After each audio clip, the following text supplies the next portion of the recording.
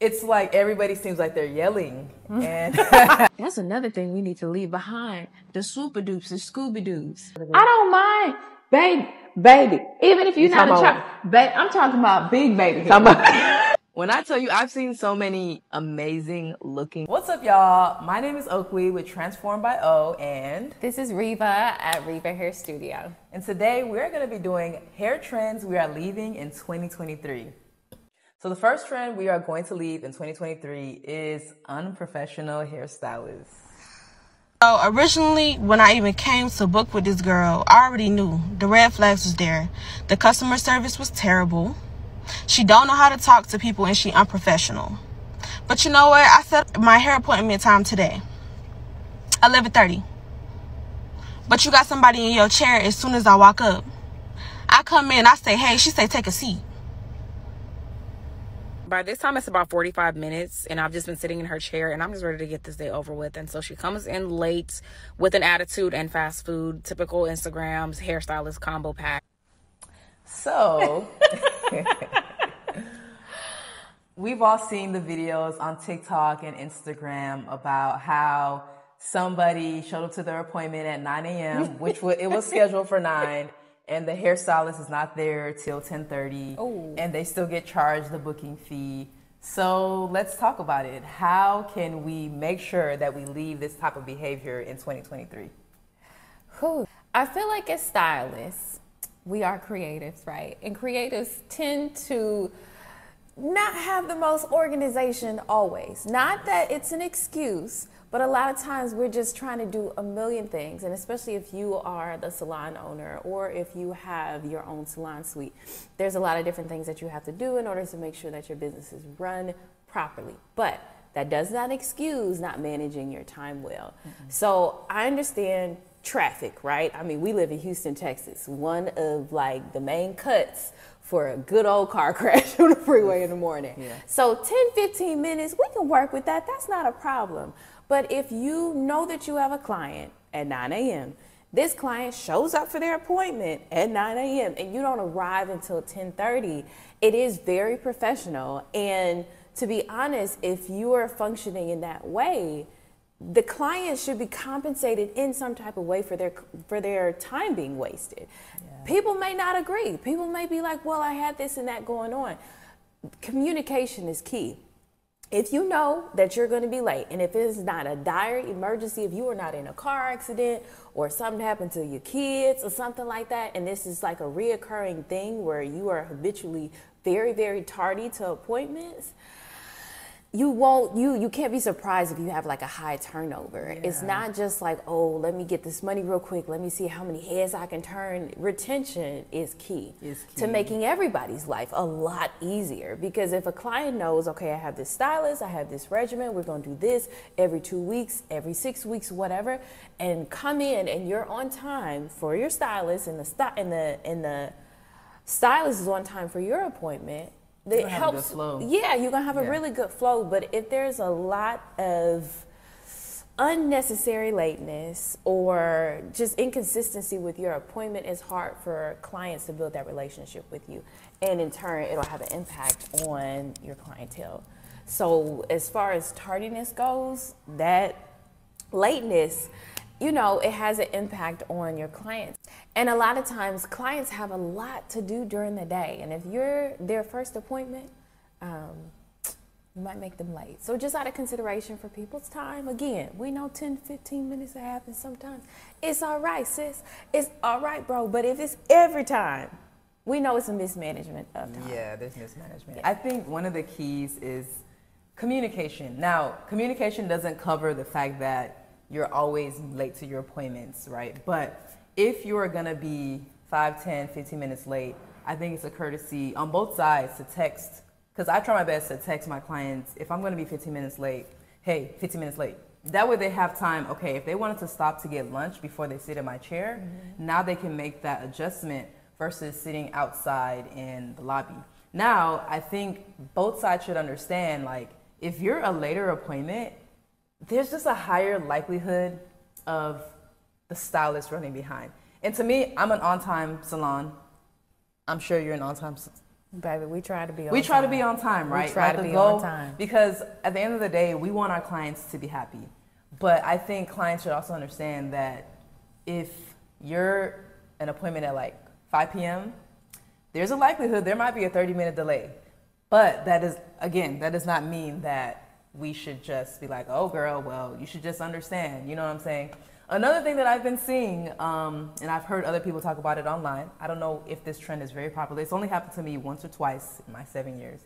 But you shouldn't book your appointment close to other appointments. So if you have a nail appointment right after your hair appointment, like, you can't rush me so that you can make your nail appointment. You know what I'm saying? Because at the end of the day, you want your hair done the way you want it done, and I don't want to have to like remove things. And then we book a certain amount of time to accomplish the style that you came in for. So I think those are some considerations that should come into play when it comes to choosing your stylist and booking your stylist. And with that being said, let's talk about policies, booking policies. I feel like this has become a very hot topic online because it's like everybody seems like they're yelling. And I feel that as a hairstylist, I'm not gonna lie, it took a client that I respected and I loved to tell me, hey, I think you're a little bit harsh on your booking site. So she actually helped me like rework my entire website, my entire language around it.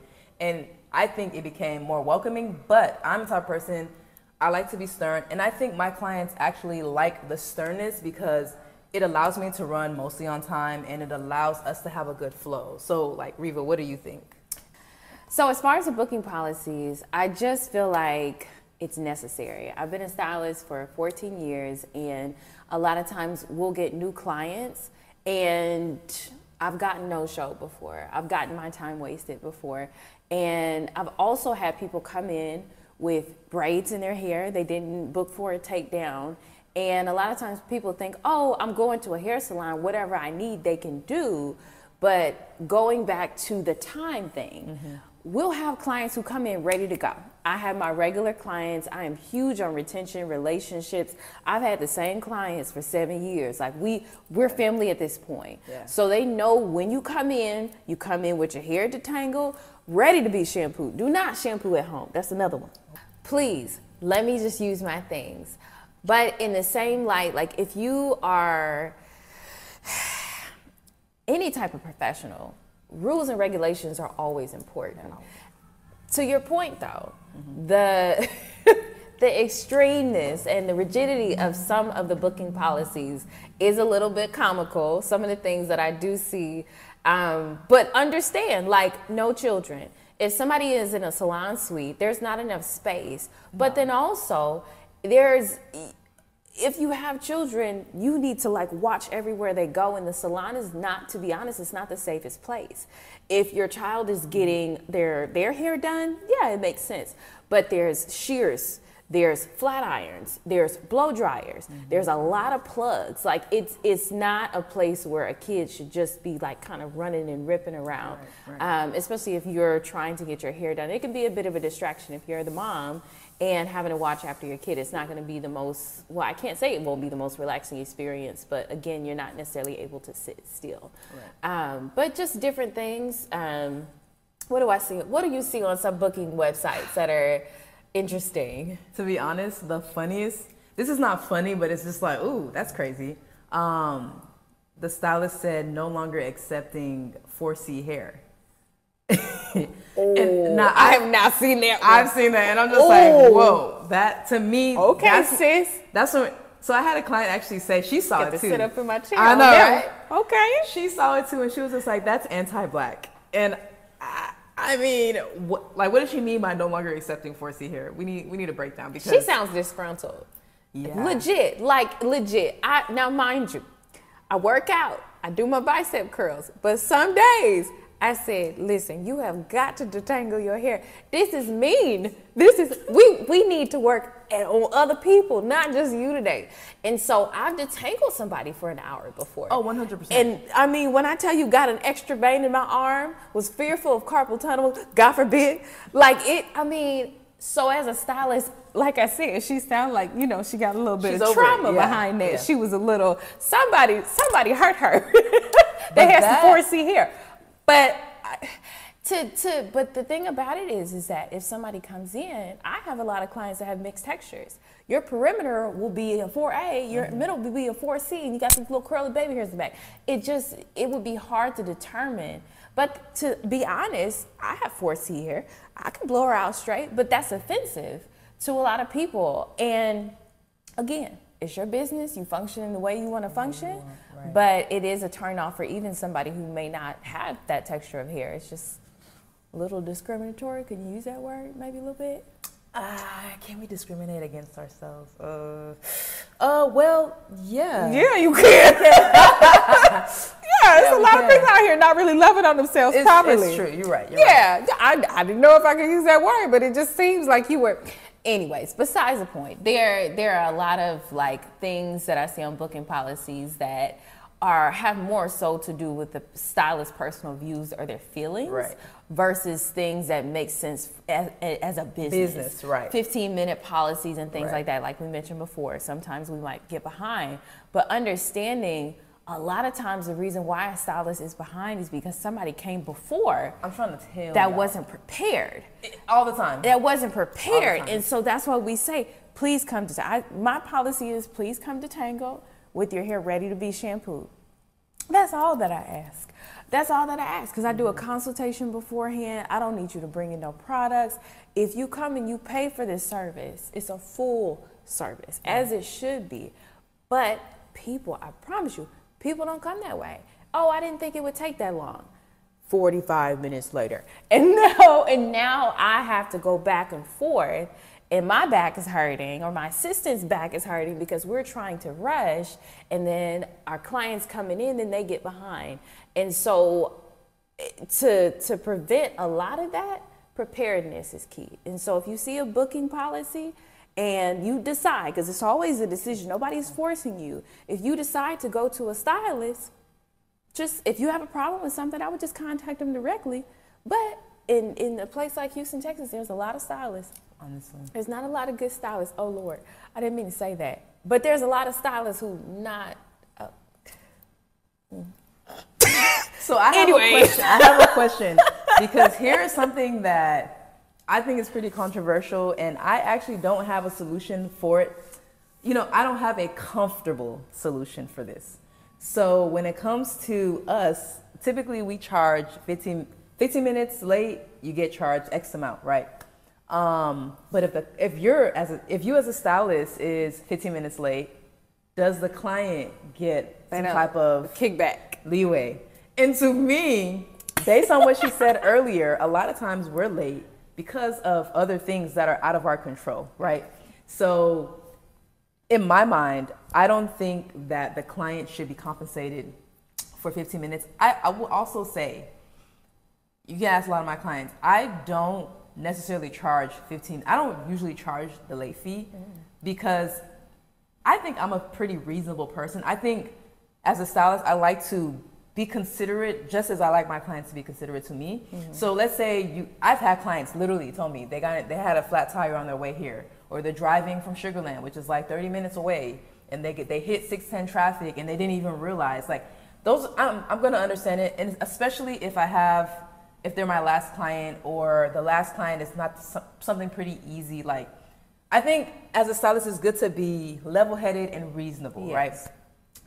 But does that mean I should compensate you for 15 minutes of me being late? I think it's a little tough. Now, I will say, I've run into this issue. I don't know if you've run into this issue before. Like I mentioned earlier, I like to be on time as much as I can, 15 minutes, give or take, right? But there was one time recently, and I don't have this often.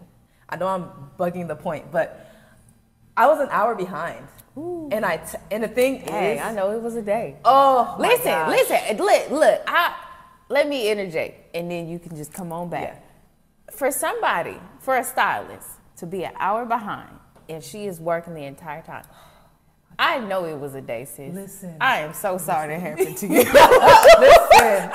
Listen. Stylists, like, we understand if you are an out and you know once if you know how to hustle, if you've been if you pre-millennial on the cusp of millennial, we know how to work, baby. Right. I ain't talking about nobody else, but we know how to work. Yeah. And so it's just going. You know you ain't eating lunch that day for sure. Lunch out the window. What calorie? Out the window. What calorie? The breath of water, living water is what you listen. Thank you, Jesus. Like he's sustaining us. Not straight. Like, but seriously though. Okay, so I'm sorry. So tell us what happened. So I think her appointment was at 4:20, and literally it dawned on me. Oh my gosh, her appointment is coming up soon, and I usually do my text like, "Hey, I'm running late." It was 4:19, y'all, and I texted her. I'm like, "I'm so sorry. I'm running 30 minutes behind." I didn't know it was an hour behind at this time, because there was just so much to do with this current client.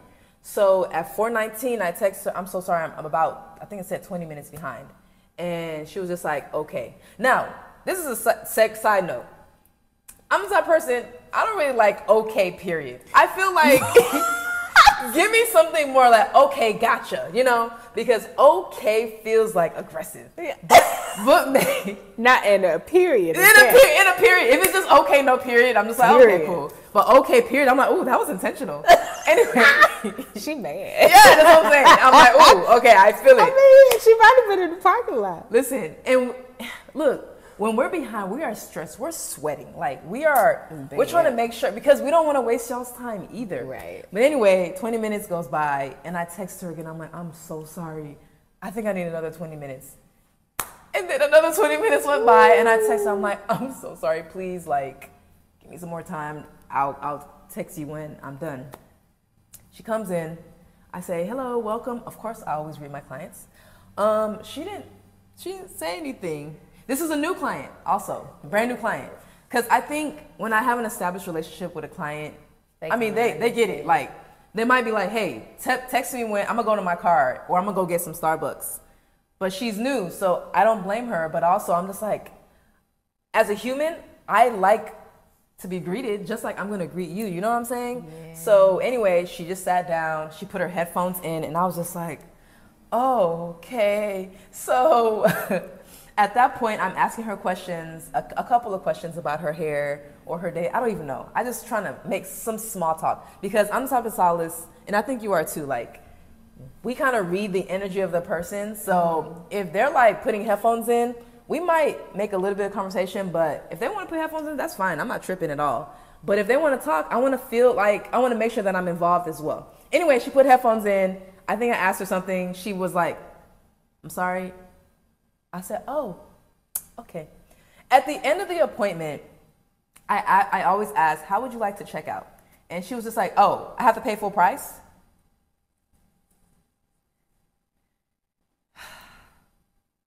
Now, looking back, I actually talked to my sister about this, and she was just like, "Honestly, you should have made a concession.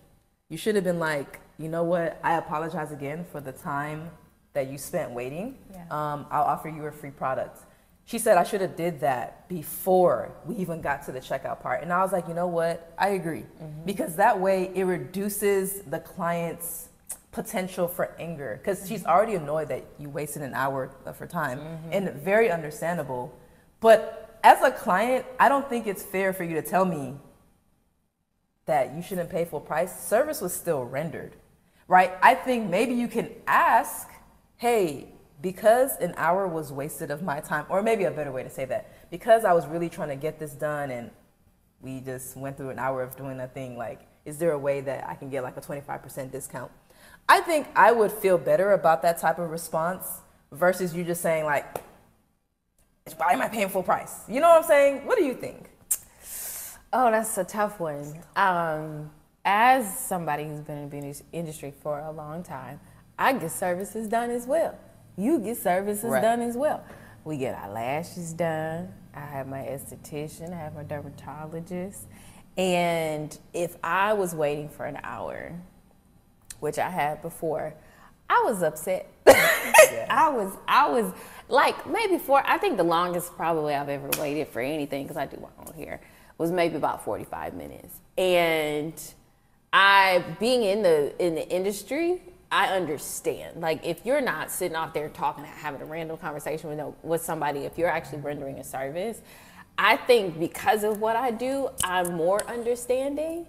From the client's perspective, she was a first-time client. Yeah. She doesn't know you. So she doesn't know you not to be one of the Instagram stylists. The Instagram stylists, the stylists that are late all the time, and it was just the last minute. And I'm not a devil's advocate. We can't be that deep on his side, but just looking at it from her perspective. Yeah, I would say, as in your sister, I believe was right. Yeah. Just that offering up, not because she's already came and stayed.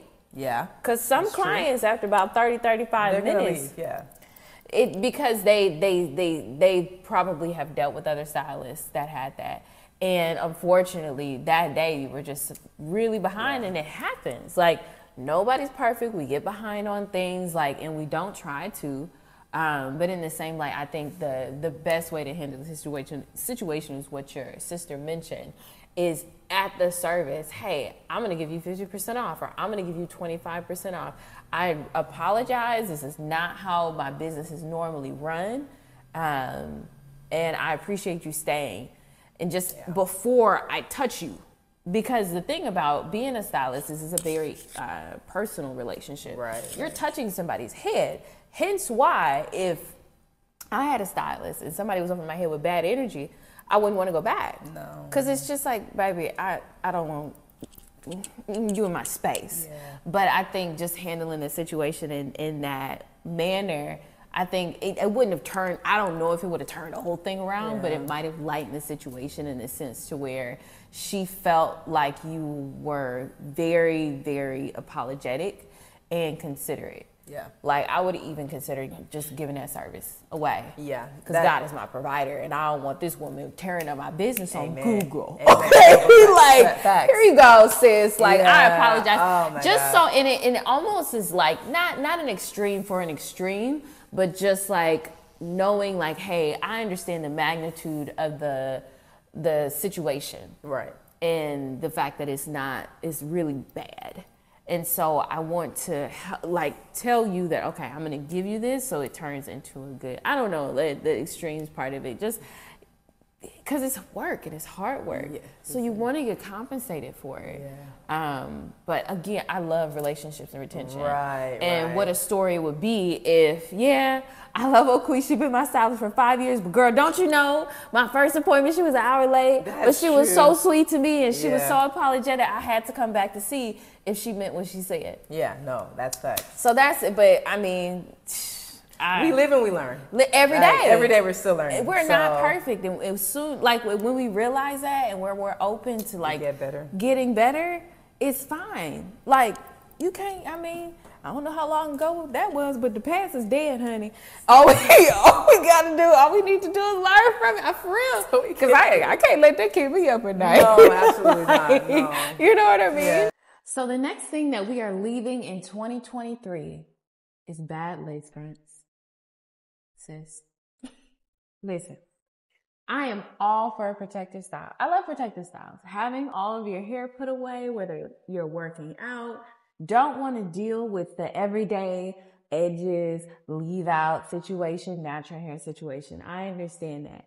But when I say bad, it doesn't mean that all of them are bad. I have actually seen some really good ones that were laid. Mm-hmm. What we need to stop saying is what lace. It's lace. Ain't it, filters, right? I mean, we see filters. We see some people who can like do really good ones. But if I am in your face, the most expensive lace in the world is still lace. And that's okay. We all know, we wear protective styles, we wear units, we wear wigs, whatever you want to call it. It's fine. When I say bad, I mean, I can see the glue. I mean, the tabs are tabbing. There's not enough baby hair in the world. And then, baby, we forgot about baby hair. We forgot about baby hair. Baby hair, we ain't babies. But at the same, I know it's a trend. That's another thing we need to leave behind. The super dupes, the Scooby Doos. But you know what? You know what? Here's the thing. I like baby hair. I mean, you can see a little bit. I don't mind. Baby. Even if you're not a child. I'm talking about big baby hair. She said big. It's big baby hair. Baby, why so much? I remember I went to and I'll let you talk. I went to a braid shop, got my hair braided. Now my edges, I have a lot of edges. Like, I don't know why it's so many edges. It's a lot of edges. Anyway. So she's like, well, do you want baby hair? And I was like, absolutely not. And she had a razor up to my head. And I said, what are you doing with that? She was like, well, the younger girls, they like me to cut their baby hair. Like, if their hair is too thick around their hairline, they want baby hair with the braids. Back in the day, it would naturally slide and then you would gel down the baby hair. You know what I mean? Right. Like, because your braids are a little older or whatever, but there's a trend now and that's perfectly fine, right? But I've seen people cutting baby hair to do all this action in the front. And it's just like another trend that messes up the integrity of your hair, because when you decide to grow it out, you have an entire halo. And then you can't put it in the ponytail. So what you gonna do with it? Yeah. I digress. I think I understand the usage of baby hair, light baby hair, natural baby hair, because ultimately baby hair contributes to hiding the lace. Because it doesn't I'm so sorry. Nothing is going to completely hide that lace. I've seen really good lace online done by hairstylists.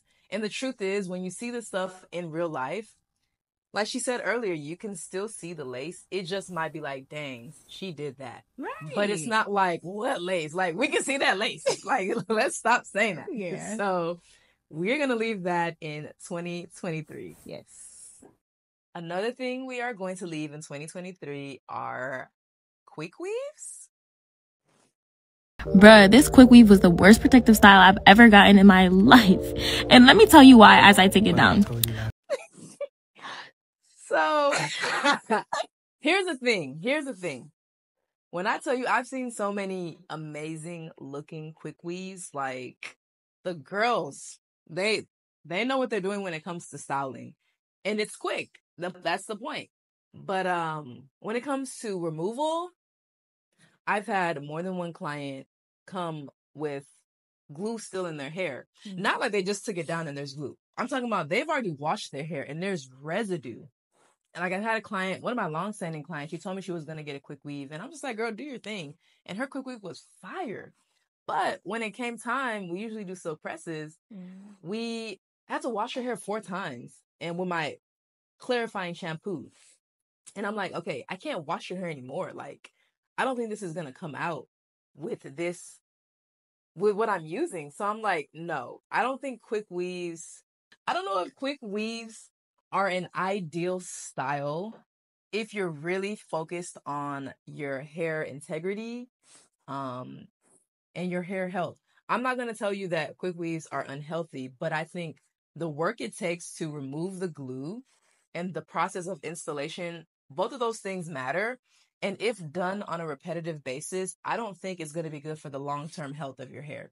Now, if you do it once a year, just for your birthday or whatever, that should be okay. But I don't think quick weaves should be a regular style pattern. What do you think?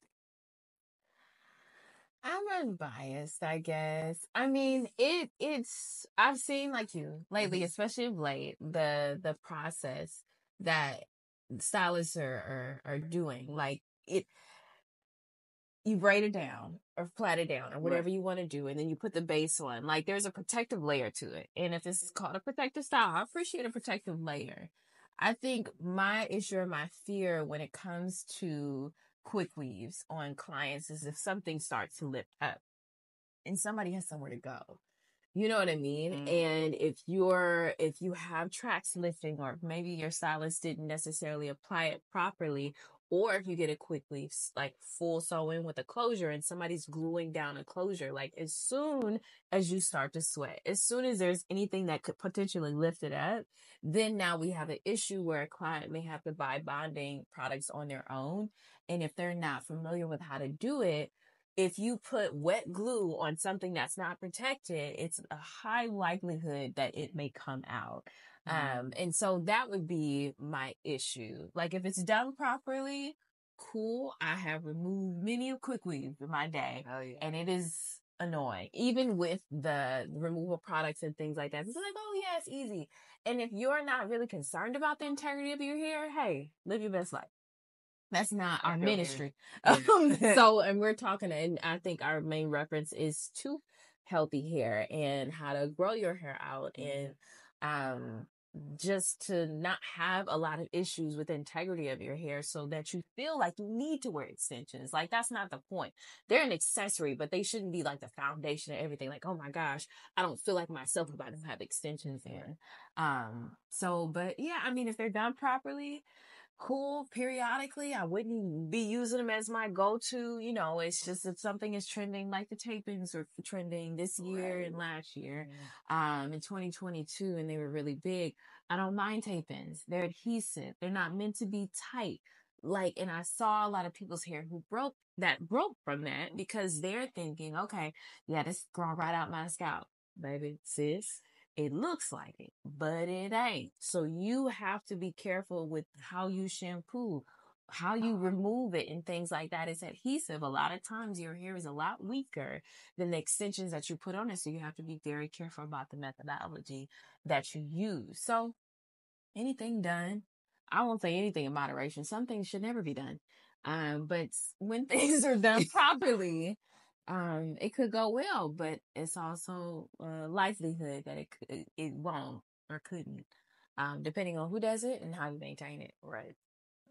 If y'all want to bring Quickweaves into 2024, I'm sure it just started trending, like getting on the hype, like midsummer. So I'm sure we'll see more of them in 2024, but just I'm hoping that the people who are doing them, stylists who are doing them, do them well. And offer removal as well. And offer removal. Yeah, not having clients go home and have to do it themselves because it is a lot of work. Yeah, they could be. They look good. They look real good. Yeah. Especially them bobs. Oh, them bobs. Bob. Like, you gotta do the bob. Yes. Yep. Okay. Yep. Okay, so our next thing that we're leaving in 2023 is braids being affordable. What's wrong now? What is it? So, listen, if you know, and I know that you know, we've been getting our hair braided for years since we were old enough to scoot around and mess up our hair. It was getting braided, right? And I remember, I don't know, when I was 19, 20, I mean, $100, and if you tipped them, it'd be like $110, something like that. I know, it's wild. It's crazy. I mean, you were there from sun up to sundown. And you had braids down to your waist. And not the knotless, baby. We had the box braids, the real ones, thick at the root.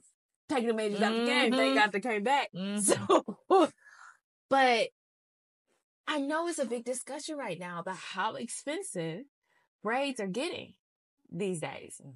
Especially in the city of Houston, Texas. It's getting a little wild out if you're in the loop.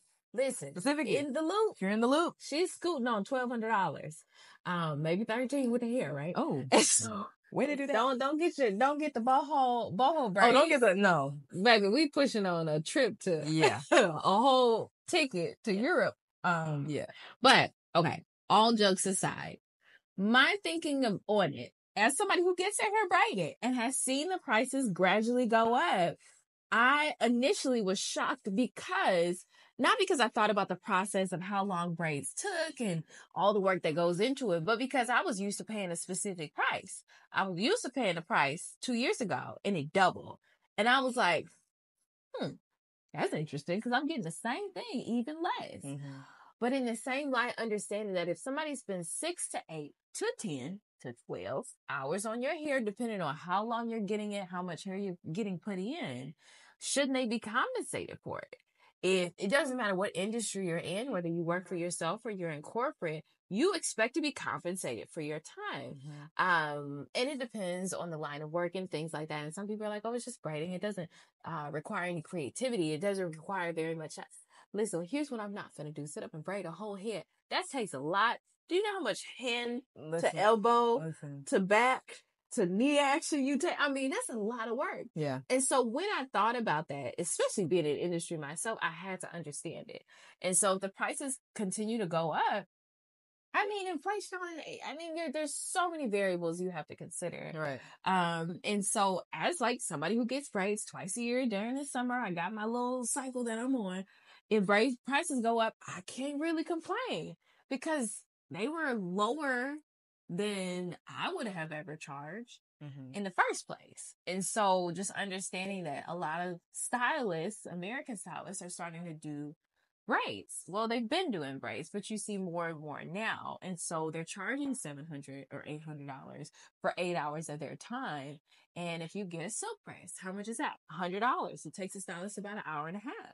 And so it kind of evens itself out, especially if they're supplying braids. And unless you find a braider who know how to wash your hair and blow it out. Oh, that's a different level. Oh, Because you know what? Let's do a little segue. with the white chairs? Oh, Not with the white chairs. oh, So you done found you a stylist right there. I actually hear a lot of people say like, oh, these braiders, they don't even wash hair now. And I'm just like, guys, you have to remember a braider does not shampoo hair. Like they were not trained in that. And truth be told, I don't think you want somebody who wasn't trained to shampooing your hair. Like I know it's a convenience to just come and get it done, but she's not trained. He or she is not trained to do that. So I think it's better to find a maintenance stylist that can do that for you, and then you go get it done. Because I'm sorry, I know how African aunties, not saying that all braiders are African, but I know how they comb our hair. So it's just like that alone is gonna let me know I don't need to have them detangling my hair before my service. I need to get it done by an actual hairstylist that knows how to handle my type of hair. So Yeah. I mean, I don't think the prices are going to go down. oh no, the prices are not gonna go down. They're only going to go up. And I think the truth is people should book according to their budget, because it's not about, oh, she's too expensive. Like somebody who drives a Camry is not going to go to the Mercedes and be like, oh, y'all are too expensive. No, your budget is a Camry. There's nothing wrong with a Camry that fits your budget. It fits your lifestyle. So you shouldn't come to a braider and try to make her feel like she's charging too much, especially if she has all of her ducks in a row. She has a good booking site. She has good customer service. She's in a great location. Like, you know what you're paying for. So now I get it. If somebody's not Dawn Talking Kitchen stylist, because I used to be one. I don't know if you used to be one, but I feel that if she's in her house and it's a struggle to park, she has a kind of like funny booking site, it's a little sketchy, you got to text, you got to Cash App to put a deposit down. Okay, maybe not charging $900 might be a little bit like an eyebrow raise. I get. But I think you're usually, overall, you're going to get what you pay for when it comes to quality of service and just the overall experience. So should braiders be charging X amount? Well, it's up to you. If you like her work and she has a lot of clout behind her and she's a respectable person and she's giving you the service that you see online, like what you see on Instagram is actually what you get, then I think why not? Especially if she does a couple of celebrities. I'm not saying just because you're a celebrity stylist, that person should just like blow their prices out of the water. But let's be honest. Like if you're doing celebrity hair, like I don't know how to like put it. Cause I get it. If you have your clients that helped you grow to this certain level and then all of a sudden Kelly Rowland hits you up like, I want you to do my bob. Of course, now you're going to be seen in a different light. And now you may be able to charge a little bit more. So Well, I think it speaks to like the demand. And as somebody who like gradually, your books were just okay. And then you're like, oh, I have a full book. And then you have people on your waiting list. A lot of times in the industry, that's an indication to raise your prices. right. And so if you get recognized for doing celebrity hair and things like that, your demand is going to be higher and it's going to be more difficult for people to get into your books. And a lot of times you can use that as an indicator. Okay, well, if I raise my prices, then there's going to be levels and there's going to be certain people who are just not willing to pay that, which is perfectly fine. But as you gain more experience, right? Think about any job. Think about it as a self-promotion. And people think, oh, you're a stylist, you work for yourself, you can gauge what your prices are. My costs for the salon last year went up approximately 28%. Went up? 28%. Oh, wow. I can't even say it right because it went up so high. Oh my gosh. And I'm just like, okay, there's just nothing I can do about it. Yeah. What am I gonna do? Cry? I can't. Sometimes. And so in the corner at night, I'm just kidding. But it's just you have to figure out how to work those into your prices. But in the same light, something like that happening where you get discovered, right? You see it happen all the time. It's not necessarily anything to complain about.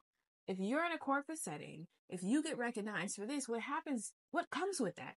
Compensation, right? Like new position, more demand, compensation. And so some people go to the extreme with that. And I am by no means saying that that is cool. But you know what I mean? As you become more in demand and things like that, it's normal to raise your prices. Right.